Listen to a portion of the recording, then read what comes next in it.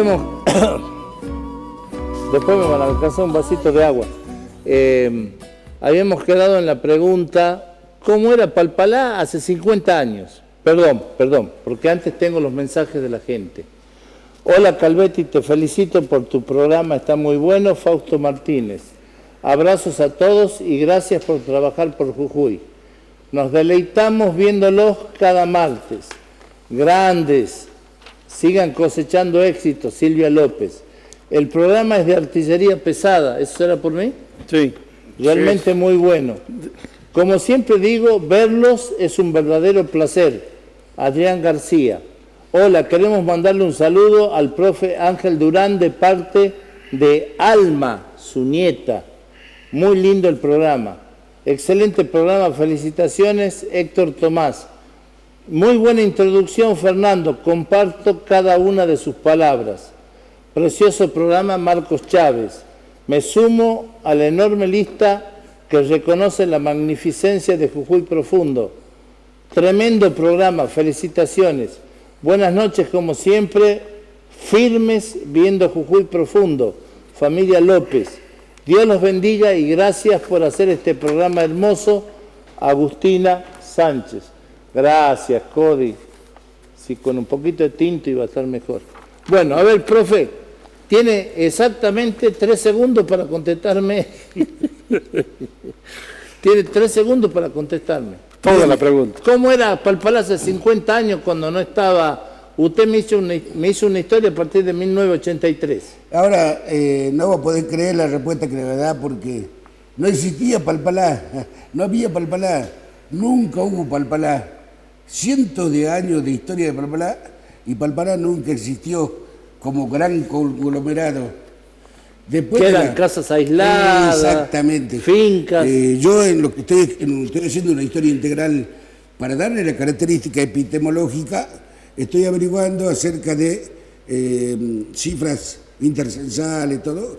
Durante cientos de años se mantuvo así con muy pocas personas y lo máximo que se logró juntar o reunir eran 15 personas, 20 personas en esta zona de las fincas que producían elementos para la capital.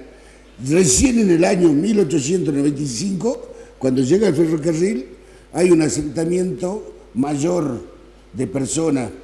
Jamás habrán llegado a 200 o 300, cuando acá tengo yo en mis manos una carpeta donde se dan los primeros denuncias del mineral de hierro en Zapla, 1937. Con Gonzalo Gallardo. Claro, ya esa parte también muy rica, cuando de la nada se necesita traer miles y miles de personas para ocupar la mano de obra del gigantesco proyecto que llevó adelante ese patriota, esos generales que realmente tienen la estatura de San Martín y de Belgrano, como el general Sabio, se decidió a intentar en estas regiones. Calvetti, de 0, o sea, de 300 personas, en el año 1940, en el año 1960 y 70, estábamos cerca de 45.000 a 50.000 habitantes. Bien, ¿dejamos ahí? Exactamente. Sí, así, bueno, así en los otros programas podemos ir desarrollando después las otras etapas. Por supuesto. De la historia de Palpalá. A ver. Hay que comentarle a la gente de Palpalá que acá el colega y amigo va a seguir concurriendo a los programas hasta que agotemos este tema, porque son cosas de la patria chica. Lo que a uno le ocurre en el pueblo es muy íntimo, digamos así. Entonces, aprovechando eso y aprovechando que tenemos un hombre con un profundo conocimiento documental, lo va a seguir tratando en los programas que vienen. Profesor, quiero que me permitan 2 segundos. En ese afán de rescatar a las autoridades locales, una de las primeras concejales que tuvo acá en la época que estábamos como municipio, todavía no como departamento, estaba doña Virginia Ríos de Mealla, quien cumplió años ayer y queremos hacer llegar desde el programa un saludo para ella como parte de la historia de Palpalá. Prácticamente creo que la primera o una de las primeras mujeres afincadas acá. Palpalá. Bueno, desde el programa le hacemos llegar entonces. 94 años. Sí. 94 años no es poca cosa. No es poca cosa. Abuela querida, te mandamos un beso muy grande. Adelante. Quiero que ustedes dos me hablen un poco, porque todavía no me han quedado bien en claro los decididos de Palpalá. A ver, el autor de ese... El Manuel. De ese Manuel. Durante la conformación y la organización de la provincia de Jujuy, a partir ya de su autonomía, se empieza a organizar la provincia y una de las funciones que tenía a su cargo el gobierno era la de administrar las milicias provinciales. Entonces, se empieza a hacer una redistribución de lo que eran los batallones, las compañías, y hay un batallón que se va a establecer en la zona de Palpalá y que recibe el nombre de los decididos de Palpalá. Año. ¿Sí? Y estamos hablando año 1840 aproximadamente, 1850. O sea ¿sí? que Palpalá ya tiene un origen directamente vinculado con la guerra de la independencia. Sí. ¿Y quién eran los decididos? ¿Quién integraban esa tropa? Y era gente de la zona, del lugar. En todas, o sea, en ese momento, recordemos que todo el fenómeno urbano en nuestro país se da recién a partir de 1940-1950. Entonces, antes de esa época, todo lo que se habla con respecto a población, como decía acá el profesor Durán, estamos hablando de población eminentemente rural frente a la población urbana, que es mucho más escasa, es mucho más reducida. Entonces, todas las actividades de producción, de organización, de administración, los juzgados de paz, todo tenía la parte fuerte de la administración en lo que era la zona rural. Entonces, los habitantes de la zona rural eran los que aportaban precisamente a la conformación, por ejemplo, de las milicias para defender lo que era la provincia. Si nosotros eso lo comparamos con algo que es más conocido, como por ejemplo Buenos Aires, tenemos por ejemplo Rosas, que era gobernador de Buenos Aires, se apoyaba en lo que era la zona de la campaña, la zona rural, de donde provenían la mayor parte de su fuerza de choque, que eran los colorados del monte, ¿sí? Como para hacer y la mazorca era la policía, no voy a decir la policía secreta, pero era la mano... Era la triple A de aquel entonces. Era la mano rigurosa de Rosas. Del restaurador de las leyes. Era la Sociedad Popular Restauradora. ¿Alguien leyó El Matadero de Esteban Echeverría? Sí, por supuesto. La palabra mazorca era de la división del término más ahorcamiento, más ahorcado. Entonces, ¿de ahí viene mazorca? Los autores en forma clandestina decían la mazorca. Siempre en todo sistema, entre quienes lo apoyan y son sus detractores, sí, se valen de los símbolos. Exactamente, la mazorca. Muy buena. Dentro de lo que era el orden que quería establecer Rosas, pone como símbolo de la Sociedad Popular Restauradora lo que era una mazorca de maíz. O sea, un choclo que se la colgaban en la puerta del... Claro. Entonces, de ahí todo lo que son los integrantes de la generación del 37, Echeverría, todos los opositores, ¿sí?, a Rosas, utilizan el término que proviene del latín para relacionarlo con los hechos vandálicos que cometemos. En el Colegio El Salvador, el padre Santiago, que nos daba historia, la clase consistía en leer un capítulo cada vez que teníamos la hora de historia con el relato del matadero, y la verdad que estábamos prendidos, como en esa época estaba Rolando Rivas. Claro. Yo sé que García Satur fue tu ídolo de chico. Claro. Bueno, pero ¿cómo se llamaba el protagonista de la obra del matadero? Bueno, que era perfectamente establecido, y mi memoria me indica que fue tal cual.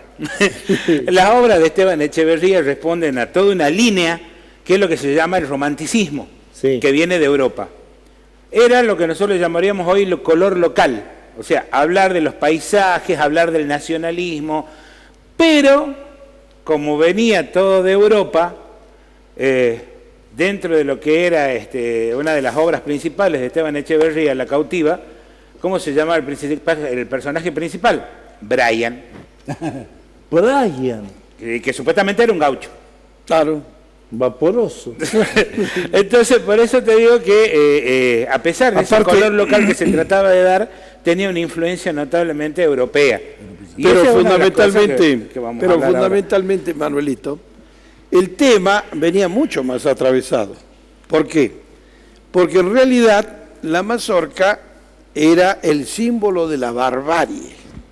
No te olvides que los unitarios, con el propio autor del hombre de las bases, Alberdi se pasó Juan Bautista Alberdi se pasó toda la vida exiliado en Europa. Alberdi lo que mejor sabía hacer era tocar el piano. Alberdi era un hombre del romanticismo y era un hombre muy allegado a las letras de Europa, porque en aquel momento la catedral del conocimiento era Europa. Y había un auge espectacular, sobre todo en Francia e Inglaterra. Claro, y el tema que acá los hombres que sentían a esta patria como propia eran la gente que quizás no haya salido nunca de sus fronteras. Entre ellos, el gaucho, que va a ser el que luego va a rescatar Hernández en el poema El Martín Fierro. En el caso del matadero, lo que se está haciendo es, desde la literatura, un paralelo entre la sangre, la brutalidad, la matanza, que se sigue dando, porque todos los jueves se remata en el mercado de Liniers 16, 18 mil cabezas que se faenan entre jueves, viernes y sábado. Una masacre. Entonces era un poco hacer que esta imagen de sangre, de muerte, de masacre, estuviera reflejando, porque no se podía hacerlo directamente, lo que se consideraba era el gobierno de Rosas. Entonces, por un lado, si uno lo ve desde el lado de la literatura, coincide con el romanticismo, la vuelta a la utilización de la temática regional, pero en el fondo tiene un trasfondo político, concreto. ¿Y por qué se utiliza la imagen del matadero? Porque precisamente uno de los principales negocios de Rosa es el faenamiento de ganado para después en el saladero salar la carne, y eso era lo que se exportaba. Y eso también fue el pretexto para expulsar a los pueblos aborígenes donde estaban los saladeros, porque no existían los barcos frigoríficos y se salaba la carne y se la mandaba como charque a Europa. Pero lo importante era esto. Posteriormente. El brigadier Rosas es el autor de la primera exportación real de productos netamente nuestros, que era el tasajo, que era la carne salada, guardada en barricas, con agua, con salmuera. Eso se mandaba al sur de los Estados Unidos, donde el sur de los Estados Unidos era totalmente esclavista. Eso se mandaba Alabama, Mississippi. Claro. Florida. A los pueblos del Mar Caribe, donde habían muchísimos emprendimientos de las potencias europeas. Y eso se le vendía al Brasil, que tenía una fuerza de trabajo montada sobre la esclavitud de esa forma injusta social. Cacao en Brasil, algodón en Estados Unidos. Entonces, el tasajo lo hizo multimillonario a Rosas y su familia. Él era primo de los Anchorena. Y eso creó una oligarquía en la provincia de Buenos Aires que va a discutir mano a mano con otra oligarquía no tan poderosa en lo económico, pero sí en sus vinculaciones familiares. Entonces, ahí vamos a encontrar nosotros las primeras fuentes, raíces, de lo que comúnmente conocemos como unitarios y federales. Y de ahí la punta del iceberg, la Sociedad Rural Argentina. Que es un lugar en donde se supuestamente habla el campo argentino, digo supuestamente. Pero no hablan los peones. No, hablan los patrones. Se reduce a un grupo minoritario de terratenientes de la Pampa Húmeda que consideran que este país es de ellos, para ellos y por ellos. Y los demás tienen que mirar. Las penas son de nosotros, las vaquitas son ajenas. Entonces, esta es la dicotomía en la que se ha manejado este país en los últimos 200 años. Entonces, así empiezan las primeras problemas severos que aparecen cuando van a irrumpir en la escena los caudillos, entre comillas, los bárbaros. Todo el que se oponía al poder central de Buenos Aires estaba considerado como el bárbaro. Bueno, y eso se prolonga en Sarmiento cuando decía que la sangre de los gauchos para lo único que servía era para abonar la tierra. Sarmiento porque era un hombre vehemente y porque en definitiva Sarmiento terminó convirtiéndose al cristianismo político cuando le tocó estar en las cámaras en la Cámara de Representantes, en el Congreso, darse cuenta de que en este país los dueños de la tierra eran terratenientes que vivían de una vida totalmente fastuosa e irrelevante en el desarrollo posterior, porque fue muy común en la década del 1910 que los grandes terratenientes porteños viajaran a Europa en vapores, en barcos, llevando hasta la vaca para darle leche a la familia, llevando los criados que atendían a la familia, llevando las gallinas. Es una cosa ridícula hoy, pero real. Digamos que Sarmiento, como estas chicas de la marcha de Ni Una Menos, Sarmiento era anticlerical porque era maestre de la grado logia 33 de la logia masónica. A Sarmiento lo que no se le puede negar, mira que no es santo de mi devoción, son los gorriones y la educación. No se le puede negar. ¿Cómo se llamaba la educación? Era la lancasteriana. No se le puede negar a Sarmiento haber visto 100 años adelante este país y darse cuenta que sin educación no hay país, que es el problema y que estamos metidos hoy. Nos pasa hoy. Una educación desquiciada, una educación sistemática sacada de cauce, totalmente vuelta patas para arriba, no responde ni a las expectativas de los adolescentes y niños, ni a las expectativas de un país que necesita conformar 1, 2, 3, 100 generaciones que pechen para que este pueda llegar a ser un país. No te olvides que estamos en un país de 3 millones de kilómetros cuadrados y tenemos una población de 40 millones de personas. Y mientras en ese momento todo el mundo miraba a Europa, Sarmiento estaba mirando a los Estados Unidos. Sí, por eso es que Sarmiento lo que quería es que los gauchos se educaran y se transformaran en farmer, o sea, en agricultores, claro, ¿sí? Y que si no lo hacían, entonces sí, ahí ya no servían para nada, entonces... Ahora, lo que pasaba es que Sarmiento estaba un poco apresurado en la hechura de su programa. ¿Y sabe quién Pero Sarmiento estuvo en Estados Unidos con Horace Mann.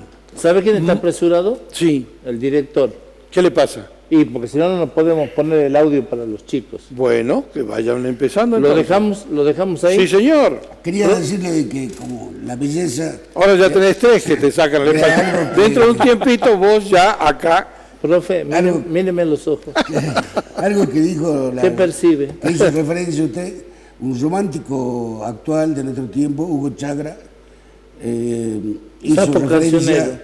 Déjame que bese tu sombra gualampa, una frase que hace alusión a la historia, al recuerdo del pueblo chiriguano de la gran nación chiriguana, sí, abarca todo el Chaco Boreal, muy hasta significativo lo que dijo usted. Limítrofe con el Brasil. Me voy a levantar, voy a mostrar mi espigada figura, producto de un gimnasio riguroso. Sí.